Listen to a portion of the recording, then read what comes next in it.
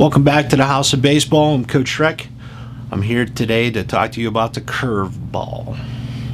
So the curveball is one of the next pitches to try to master on the list. So you got your fastball, and we're getting that down pat.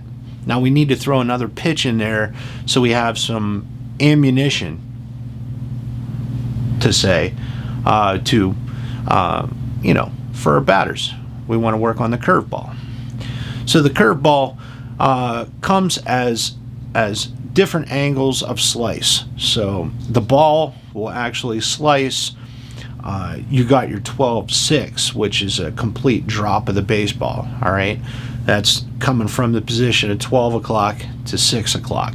That's where it's coming in. So as that comes in, then you want to talk about your original curveball. Okay, you're probably talking about 11 to 5 on that angle. So we want to work on that angle. Then they have the slurve, which is 10 o'clock, right? We're going to work with 10 o'clock to come into 4 o'clock, 5 o'clock, somewhere in that area. So definitely the path of the baseball is going this way, and this way, right? So one of the guys that I really like on here, and I'll give him a shout out here, is John Madden. He uses a clock reference, and doing those clock references to your different pitches of curveballs. Really nice video. You should go check him out. He's got a lot of good material out there. A lot of things that are helpful for kids, and that is one of the guys that I would definitely check out. Okay. I highly recommend him. He's got his stuff. He was part of the Padres organization there. He has really good information. Just giving him props. Thanks, John. Hope you hit me back with that.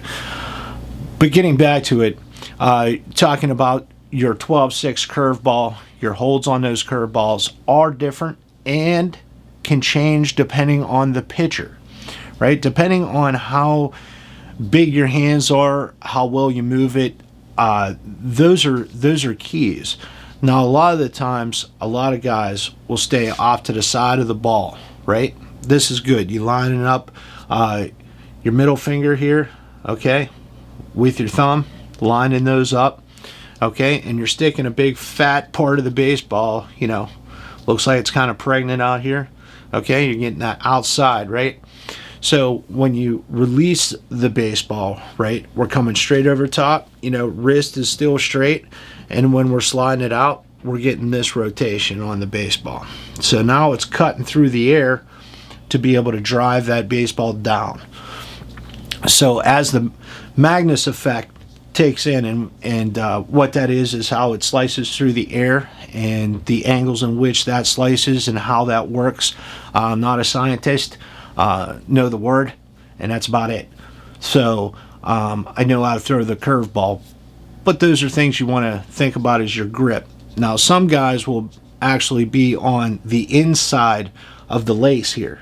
So they'll be on the inside of the lace, so they have something to really pull down, really kind of, I don't want to use the word snap, but you really want to have it roll out of the top, and it's like pulling down on the baseball. So when you're pulling down on it, that's creating a tight spin on that baseball, and that's what you want, is that real tight spin when it coming at you. So when it comes at your hitter, right, he can actually pick up that, but how much is that going to break? At what point is it going to break?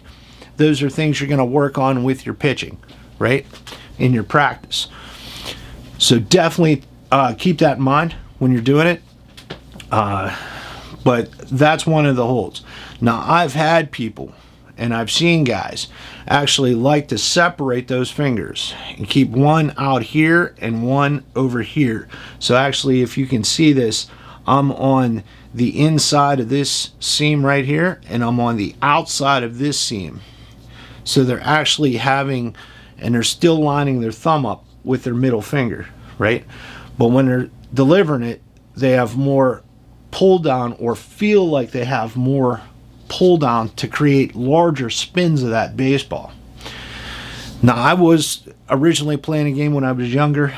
and I believe I was around 12, 13 years old, and I had a complete team that had never seen a curveball before. I threw probably every pitch that I threw was a curveball, and no one could hit it. They kept striking out, fouling them off, striking out again, getting little dibbler hits where we pick it up, throw the guy out. They couldn't get onto that curveball. And it was great. It was a great feeling because, I worked on my curveball, and then I found a team that actually didn't know how to, and I exploited that. And that's what you want to do, is find your batters, find your teams if you can, but find your batters that really struggle with the curveball, and then let them have it. Give them out the curveball. Those are things you want to concentrate on when you're throwing and pitching, is finding out something that they can't hit and throwing that pitch. And that's about pitching, right? So there's a lot of things to work on prior to getting to that stage, but what we want to focus on and what we really want to maintain is control of ourselves, control of the baseball, the placement, location, and movement of the curveball. Those are things that we'll really want to focus on. Those are things that we really want to master. So as a pitcher, you are mastering those types of pitches and mastering them one at a time. Don't put 5 different pitches in here and then try to master all those pitches at one time. It doesn't work. Pick one, work it out to the satisfaction of yourself, right? The satisfaction of yourself of making those pitches happen, that's what you want to work on.